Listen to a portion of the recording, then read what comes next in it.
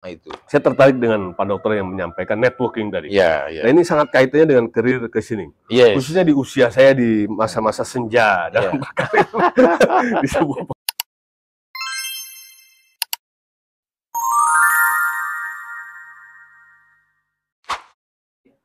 Oke, Pak Dokter, melihat fenomena saat ini, Pak Dokter, di mana kita lihat di media bahwasanya begitu banyak PHK, kemudian bagaimana saat ini tren para generasi muda, anak-anak muda ya, begitu kesulitan mencari pekerjaan, di mana tingkat angkatan kerja saat ini artinya tinggi gitu ya, tidak sebanding dengan ketersediaan lapangan kerja.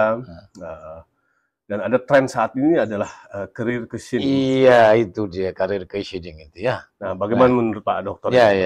Jadi career questioning itu kan orang menyediakan bantalan istilahnya ya. Dia sambil bekerja juga sambil mencari peluang baru supaya nanti kalau ada apa-apa itu ada bantalannya. Dia punya ada sandarannya. Nah, fenomena career questioning ini, Mas Yep, ini pas sekali dan lagi menjadi hot issue di dunia bahkan ya. Kenapa? Menurut saya ini karena dua hal. Pertama, orang karena ada peluang berlimpah dari teknologi ini. Ya, jadi menurut penelitian di lembaga-lembaga internasional sampai tahun 2030 nanti ada 80 juta pekerjaan lama yang mati. Akan hilang ya? Iya, harus hengkang dari muka bumi ini. Contohnya apa, Pak Asep? Kalau dulu waktu kita masih muda orang pengen melamar sebagai apa sih, Pak Asep itu yang terima duit di tol itu customer service itu syaratnya kan harus mungkin S1 atau diploma kan.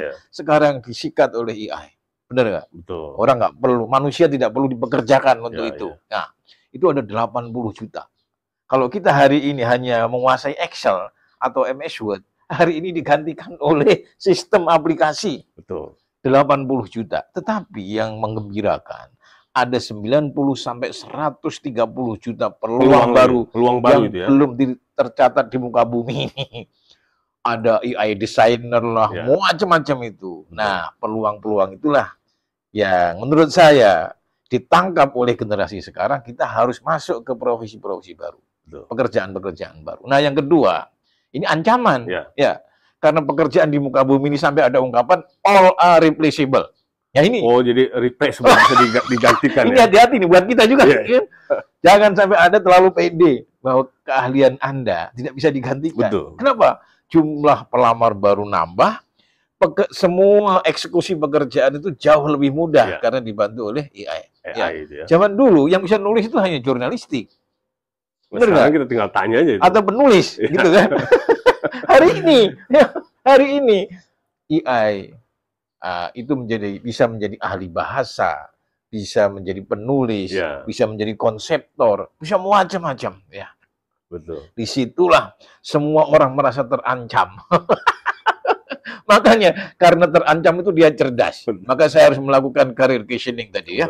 Saya harus menciptakan bantalan. Betul. Nah, bahkan saya baca artikel terakhir itu di Harvard Business Review itu ya. Idealnya nih Mas, idealnya nih saya Mas itu jangan hanya punya karir satu, apalagi yang muda-muda ya. Betul. Selama loyalitas kita kepada company yang hire kita itu terjamin ya. Idealnya itu 2 sampai 3 keahlian. Karir. Kalau Anda cerdas banget 3 boleh. Bahkan 10 pun boleh.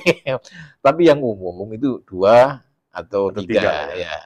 Ada yang berkaitan keahliannya, ada yang tidak. Kira-kira itu Mas ya, tanggapan saya. Nah, sekarang pertanyaannya Pak Dokter, bagaimana kita artinya mempersiapkan itu kan ya. Modal kita apa dong? Betul nggak? Jangan sampai cuma ngelamar. Ujung-ujungnya nggak diterima. Buktinya kan banyak itu Mas ya. Betul. Ada teman saya buka lowongan 700 yang daftar 14.000. Terutama yang formal ya. Ini rumit sekali. Nah, kenapa? Karena tidak dibekali oleh skill. Nah, skill yang paling hot hari ini, yang paling dibutuhkan untuk menghadapi perubahan dunia dan peluang ini ada 2 Mas ya. Apa itu? Adaptability skill dan flexibility skill.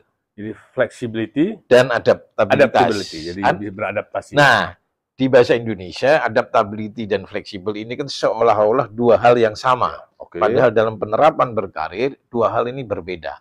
Adaptability is talking about bagaimana kita bisa berkembang, growing di tengah perubahan. Oke, jadi selalu beradaptasi. Beradaptasi, ya, itulah yang bisa hidup. Misalnya Anda ditugaskan di sebuah daerah baru, produk baru, bagaimana Anda bisa berkembang? Artinya apa? You are knowing who you are. Kita semua tahu apa sih karir kita, apa skill yang harus kita bekali di tengah perubahan itu. Ya, itu adaptability. Jadi sampai ada ungkapan itu kan, yang hidup itu bukan yang kuat, tapi yang mampu adaptasi. Saya sudah tua, Pak saya masih muda. Itu harus dituntut adaptasi hari ini. Yang kedua, flexibility.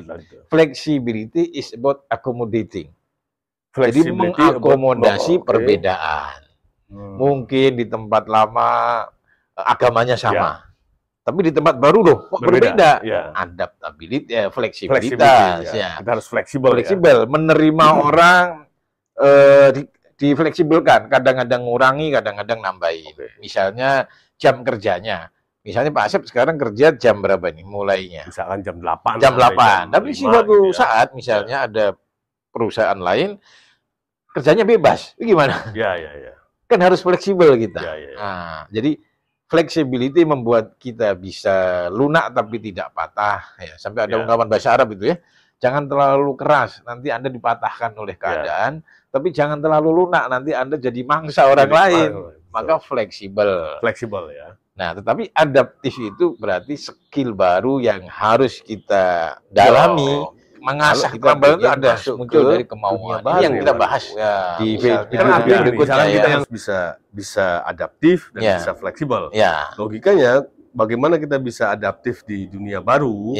Berarti kan kita harus mengasah keterampilan kita yang baru itu. Oh iya, seusia above of the 50s ya, di atas 50 misalnya. Kan mau tidak mau saya harus beradaptasi dengan anak muda dan teknologi yang dibutuhkan. Harus beradaptasi dengan mobile phone gitu ya, dengan handphone, dengan teknologi yang saat ini, atau dengan sosial media yang tren, yang cepat berubah, ada baru. Benar. Terus satu lagi, kalau yang sudah tua kan dulu kan birokrat itu, mimpinnya itu kan dari atas ke bawah. Nah sekarang mungkin harus fleksibel. Terkadang kita dari bottom to up gitu kan, menghadapi generasi Pak Asep gimana menghadapi generasi yang lebih muda? Berbeda. Pasti ada pola pikirnya berbeda. Pola pikirnya berbeda. Yang paling menonjol apa Pak Asep? Artinya di hal-hal yang soft skill-nya itu sangat berbeda gitu. Ini yang kita bahas dari kemarin tuh ya, soft skill ya. Nah, tapi ngomong-ngomong kalau kita kaitkan dengan bahasan yang dulu-dulu ini Pak Asep, kan orang tidak bisa adaptif sama fleksibel hanya karena pengen kan? Tapi dia harus punya komitmen kuat, self learning-nya harus dari dalam. Harus dari dirinya. Iya dong. Itu pun punya faktor ya. Gitu. Jadi sebetulnya dia di tempat manapun bisa adaptif dan bisa fleksibel asal muncul self learning. Mau belajar sedikit-sedikit dari dirinya. Jadi begini Pak Dokter, kalau pengalaman saya gitu di masalah career questioning ini, kan jangan sampai seseorang itu hanya punya satu keahlian dan dia nyaman di satu keahlian itu. Misalkan saya hanya menguasai bidang tertentu yang maaf ya, saya di atas 20 tahun itu berkarir di dunia industri airline atau penerbangan. 20 senior. Sangat senior di ground handlingnya di urusan daratnya. Nah, kan lama-lama di dunia ini merasa dewa dan saya merasa tahu segalanya. Tapi pada perjalanannya, artinya supply-nya sudah banyak, di mana di industri ini pun jatuh bangun, gitu ya. Banyak sekali perusahaan yang sudah tutup, come and go lah ya. Gitu. Kan supply-nya pasti berlebih. Dibanding demand. Iya dong, anak-anak sudah banyak lahir dari luar negeri, dari dalam negeri, atau bahkan bekas perusahaan-perusahaan yang sudah tutup, supply-nya sudah over lah. Nah, kalau kita terlalu nyaman di satu keterampilan, misalnya keterampilan saya hanya bagaimana menangani penumpang. Nah, sedangkan supply yang manusia atau orang-orang yang menguasai bidang ini kan sudah makin banyak. Nah, kalau saya bertahan di zona ini, tentu saya akan tergilas gitu. Tergilas ya. Ibaratnya kan gini Mas.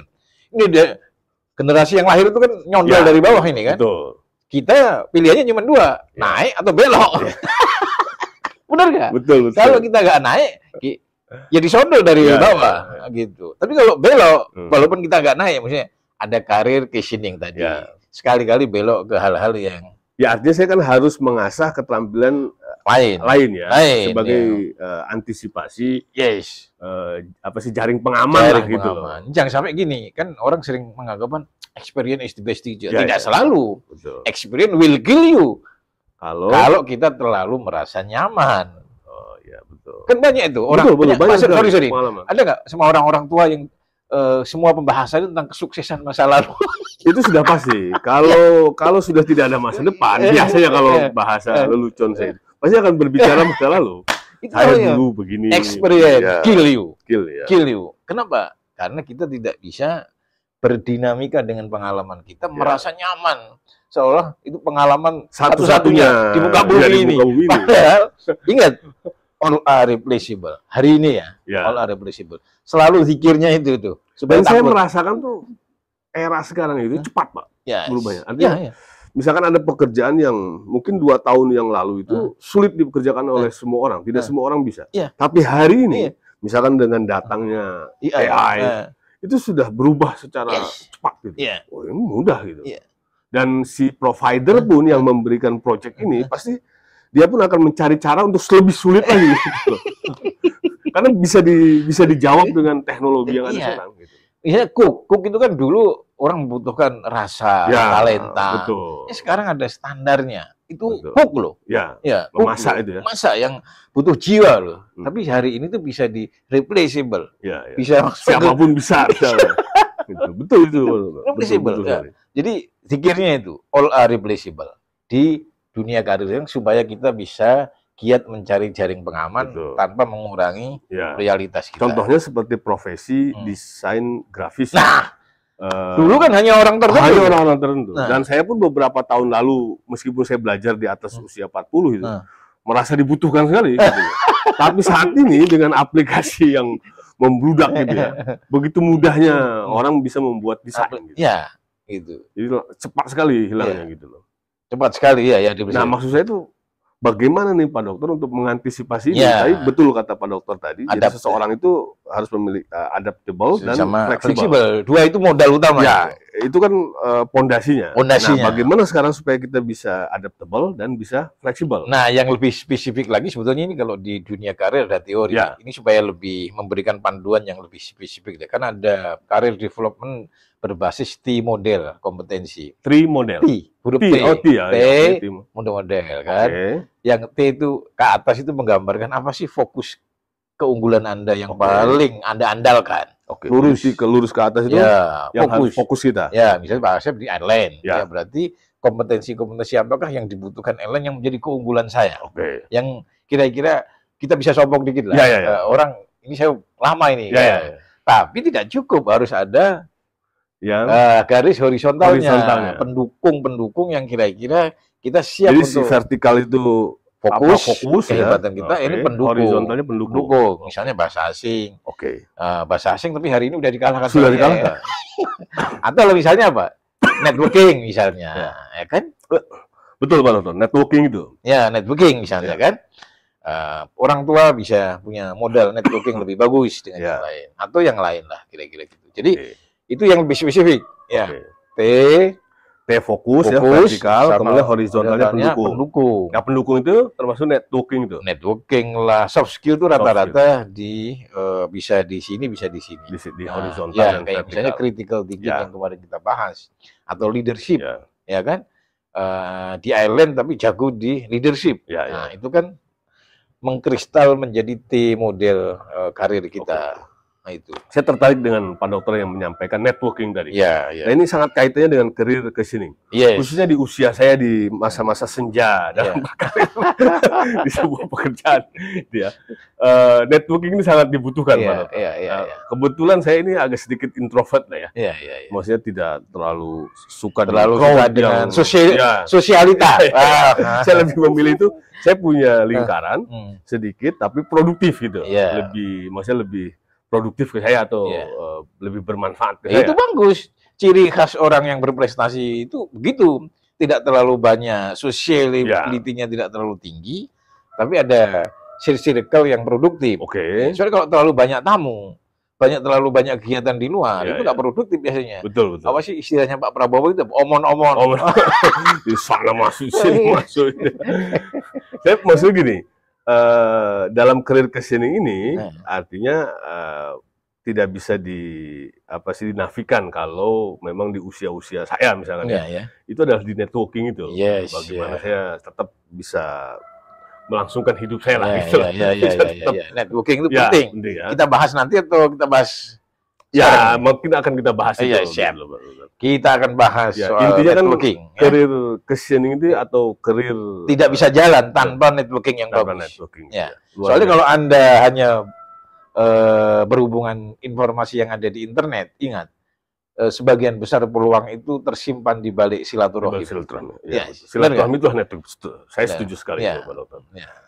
Maksudnya gini, intinya saat ini kita khususnya kawan-kawan kita yang masih muda, generasi muda, sangat dibutuhkan itu karir casing itu. Jadi jaring pengaman itu. Jadi jangan hanya punya satu keterampilan atau keahlian, tapi harus punya banyak, 2 atau 3 gitu ya. Dan itu memungkinkan kan hari ini. Karena saya yakin gitu loh, saat ini tuh perubahan atau shifting begitu cepat. Hari ini misalkan, misalkan dulu yang profesi-profesi mahal ya Pak Dokter, seperti seorang dokter, maaf ya, misalkan pengacara, bahkan pilot ya. Nah, kalau pilot itu gimana? Supply-nya tuh belum tertampung. Betul. Saya pernah ngobrol sama rekan-rekan itu, bahwasanya ada penelitian atau riset di Indonesia itu, ada surplus itu 7.000 yang belum tertampung. Gitu. Itu profesi yang dalam zaman dulu, itu dalam tanda kutip, betul, eksklusif. Termasuk saya pikir dokter, apalagi pengacara gitu ya. Iya, itu eksklusif sekolahnya. Prosesnya banyak. Oh iya, kawan saya kemarin ketemu kawan saya, katanya ini dosen dia, hukum. Di beberapa pengadilan itu lebih banyak pengacara orang yang berbahasa yang membutuhkan. Persaingan luar biasa. Luar biasa Pak Dokter. Oke, mudah-mudahan bermanfaat. Terima kasih. Sama-sama. Sampai jumpa lagi. Siap.